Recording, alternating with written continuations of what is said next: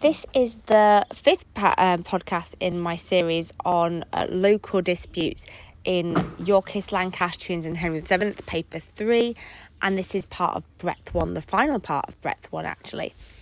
So in the last podcast we looked at the re-election of Henry VI, and this one is now going to focus on what Edward did after that and his changes to localities.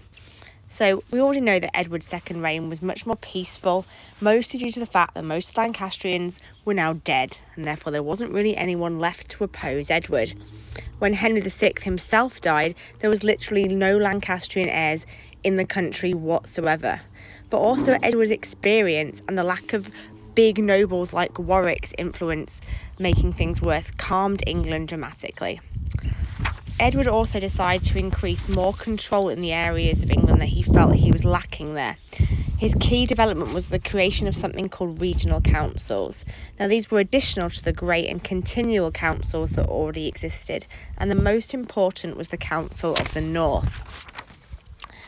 This was based in Sheriff Hutton at first and then finally in York, and was set up to protect England from Scottish raids and battles themselves, but also because the North generally had such a problem with being quite a lawless area, obviously mostly due to our previously discussed Percy Neville disputes.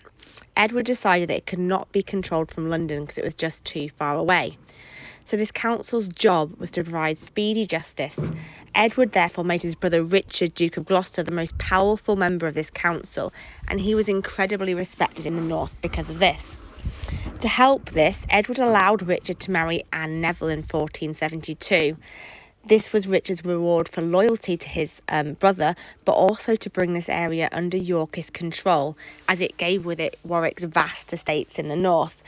And these would now be held by a Yorkist, and an incredibly loyal Yorkist at that.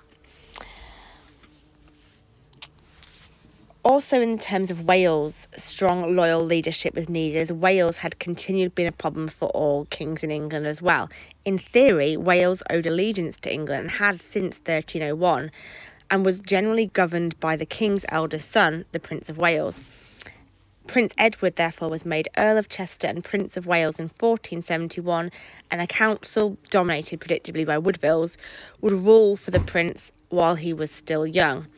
This pushed more of the unstable people, such as the Earl of Pembroke and Duke of Buckingham, out of these powerful areas, allowing them to cause less problems. So to sum up this whole bit on local disputes and their importance, many historians have viewed the War of the Roses as simply being about overmighty subjects like the Earl of Warwick, but more recently the arguments come that the nobles were not as much to blame as they've been given, and that really they could not function with an almighty monarch, and this is seen in the case of Henry VI. His mental instability was a completely unique problem, and it's not surprising that it led to nobles to vie for power, particularly as, still in living memory, we'd had a Lancastrian usurper of the throne in Henry IV. This lack of leadership led to our feuding in the north, in Suffolk, in Norfolk, in the southwest. And it is surprising that Edward was able to lose his throne to such a weak king like Henry VI for this second time because of it.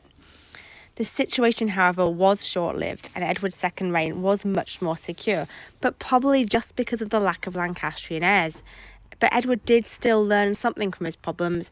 He expanded his family's control in these areas that were historically weak, such as the north and Wales. And it is shown by the fact that he had decent control over England until his unexpected but natural death in 1483. England was, up until that point, relatively stable and wealthy, and it shows how important it was to have a strong monarch in charge. So this is the end of the podcast series on local disputes. Our next one will look at breadth 2.